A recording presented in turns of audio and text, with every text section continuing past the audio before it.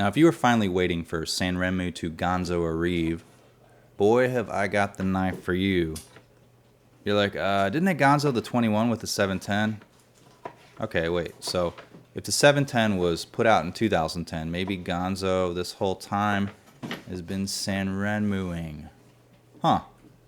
Now, if you're wanting to know if the 9103 I'm reviewing is more like the 6108 or the 717, then go buy all the damn knives yourself. So while you're contemplating what I just said, and while I'm contemplating what kind of beer I'm going to drink tonight, let's go over the dimensions of the Sanrenmu Land 9103, which borrows heavy visual clues from the Chris Reeve Sebanza 21. So let's take a look at the overall length and weight.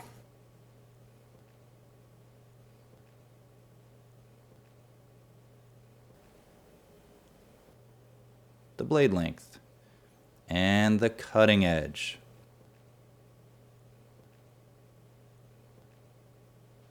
The handle size, the grip area, for your hand, and the spine thickness and the handle thickness. Now, if you're no stranger to knives, then you know Sanrenmu is no stranger to Chris Reeve's knife designs. We'll examine that in the last 20 minutes of this $15 knife review, where I bought the $410 Sebanza 21 to prove it. But first, let's examine the blade, which is a drop point and a flat grind, made from the not really hated Sandvik that Sanrenmu uses in a lot of their knives, to great success. I assume, again, they don't share sales figures with me either. 12C27 is, of course, nerd knife talk for Sandvik.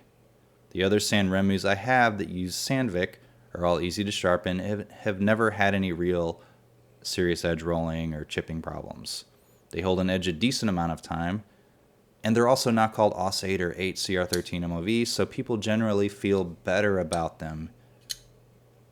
The blade length is in the mid 3-inch range, is of course the length I prefer, which is good for food prep, general cutting tasks, and not making you look like a wuss in front of other dudes.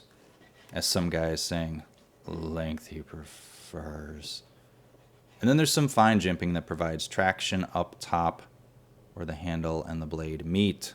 Not Spyderco fine, but sort of in the neighborhood-ish. Also, the top of the blade isn't a full 90 degrees, as it's sort of rounded and it kind of ends in an edge. It's like a dome, but ends in a hard edge. The blade is deployed by blue thumb studs, which are different than standard silver ones in the fact that it takes them a few weeks to turn back to silver after the paint rubs off, like it has on one side of mine from some pocket wear. Not the side that my thumb hits, though, which is weird. Someone somewhere is like, well, looks like I'm saving $15. It isn't my fastest deploying large blade, though, as you have to give it a medium hard flick to deploy. It's smooth and consistent throughout the travel of the blade, but it ain't a Spyderco Para Military 2 or a buttery smooth Benchmade 941. It's locked into place by a frame lock that's pretty easy to disengage one-handed. Deploy it one-handed, disengage it one-handed, boom. The 10 is pretty good when closing, although it sucks it in pretty close to fully closed. I can't get the knife to even partially deploy when flinging it while closed, which is sort of unique because I only have a handful of knives that you can't do this on. The handle is nice and smooth, and stainless steel, sort of satiny, but not full satiny. So expect it to be slick if you got some nice smelling fish guts on it, or it's covered in squirrel intestines, or pumpkin seeds, I don't know. The handle fits my hand nicely without finger crowding. It is an open back design with silver spacers, except for the lanyard hole, which is blue. I did notice the back lanyard sleeve hole thing rattles slightly. I don't know if this kills tacticability. I don't know, maybe it does. You could always spray paint the whole knife black to offset the -1 sneak from the rattly lanyard hole. I think that's how it works. I tried to tighten the Torx screws around it, but they were already tight AF, so it didn't do any good. The clip. The clip is reversible to the right or left side, tip up only. While it is over 4 ounces, it's an easy pocket carry.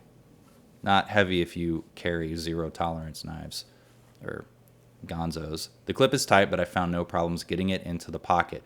It's just a tad tighter than a Spyderco clip, just like a standard, like on an Endura, but it's no Southern Grind, which is like the hardest clip of any knife I have. Okay, let's do a little mini comparison. I reviewed the 9502 last year, Sanrenmu, and found it to be a good slip joint blade. This is a step up slightly in quality, because it uses nicer materials. I don't know, more durable. Steel versus FRN. But the knife is heavier with a slightly longer blade than the other one. Plus, that one has a beer opener on it, and some dude's like, I can open a beer with any knife. Well, I can too, but sometimes I chip it. I don't want to waste a beer, okay? I don't want to take the chance that I would waste a beer. I don't like drinking glass. I don't know, maybe real men aren't concerned about glass. Then here's another Gonzo I randomly chose that's a bit bigger. So that one is cool, right? It's the G753 Firebird. In my last Gonzo review, a subscriber was like, you forgot to mention it was a Firebird Gonzo, which brings up, oh yeah, this is a Land Sanrenmu, whatever that means. I think it means they put some blue paint on a few of the screws or the pivot. It's not like a Benchmade Gold class where it's unique and or uses expensive materials. Like the Gonzo, Firebird, those all use the same blade steel, same basic construction, and deployment feels the same. This one is kind of like other Sanrenmus, as in they use Sandvik, the construction is all pretty good, and I don't see any visual differences other than using blue paint. So if that's what makes a better knife, then congratulations. You like blue paint. And finally, my favorite knife other than the 941, my Spyderco Para Military 2. I like this knife better than the Sanrenmu. It's lighter, much more fun to deploy, has a higher end blade steel, and I paid about $150 for it. Thanks, Lefty Hook.